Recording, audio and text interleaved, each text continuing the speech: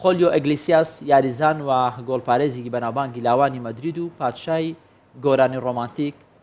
خۆلیۆ لە ساڵی 1963 تووشی ڕووداوێکی هاتوچە دەبێت، چیتر ناتوانێت یاری بکات و بێئومێد دەبێت لە ژیان. جا ناوەستێتەوە دواتر دەبێتە هونەرمەند و زیاتر لە 5 زمان ئەتوانێت قسەی پێ بکات و گۆرانیشی پێ بڵێت. بەشداری زۆرترین کۆنسرتەکانی کردووە، ئەو زیاتر لە 8 ئەلبومی تۆمار کردووە لە 300 میلیۆن کۆپی لە سەرانسەری جیهاندا لەو گۆرانیانە فرۆشراوە و پێی دەڵێن خاوەنی پڕفرۆشترین بەرهەمی گۆرانی لە سەرانسەری جیهان. بابەتێکی تایبەت لەلایەن هاوکارمان خۆگر بەدری ئامادەکراوە و خوێنراوەتەوە ئێوەش بینەریە.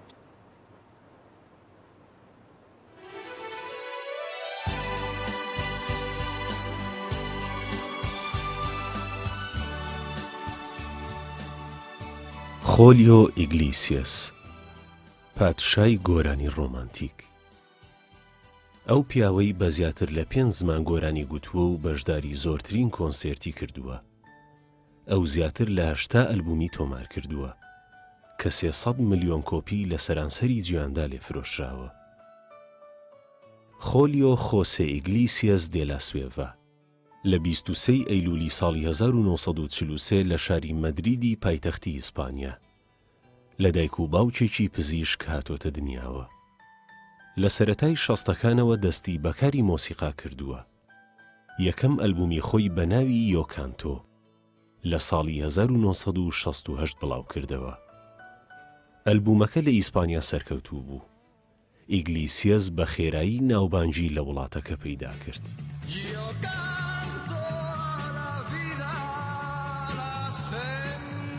خۆلیۆ لە تەمەنی لاوێتیدا یاریزانێکی بەهرەمەندی تیمی لاوانی ڕیال مەدرید بووە، بەڵام بەهۆی ڕووداوێکی هاتوچۆ دەکەوێتە نەخۆشخانە و لە یاریکردندا دەبڕێت.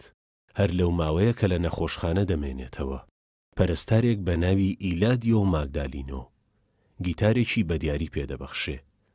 ئەمە دەبێتە سەرەتایەک تا خۆلیۆ بەرەو جیهانی مۆسیقا و گۆرانی هەنگاو بنێت.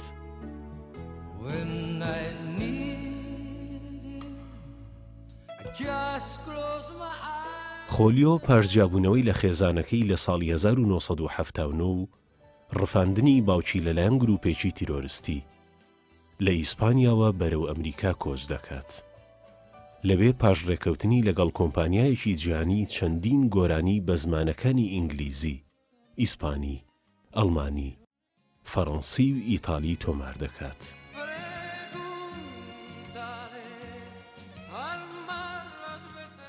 خۆلیۆ لە 2 هاوسەر خاوەنی 8 منداڵە کە دیارترینیان ئەستێرەی جیهانی ئینریکێ ئیگلیسیاسە کە هەمان ڕێچکەی باوکی گرتووە و گۆرانی بێژ و ئاوازدانەرێکی بەناوبانگی جیهانە.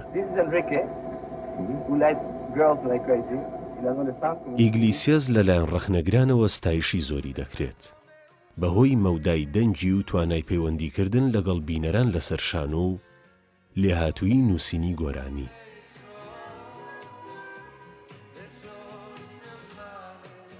خۆلیۆ ئەوەندە عاشقی گۆرانیە لە یەکێک لە چاوپێکەوتنە تەلەڤیزیۆنەکانیدا دەڵێت ئەگەر گۆرانی نەڵێم دەمرم.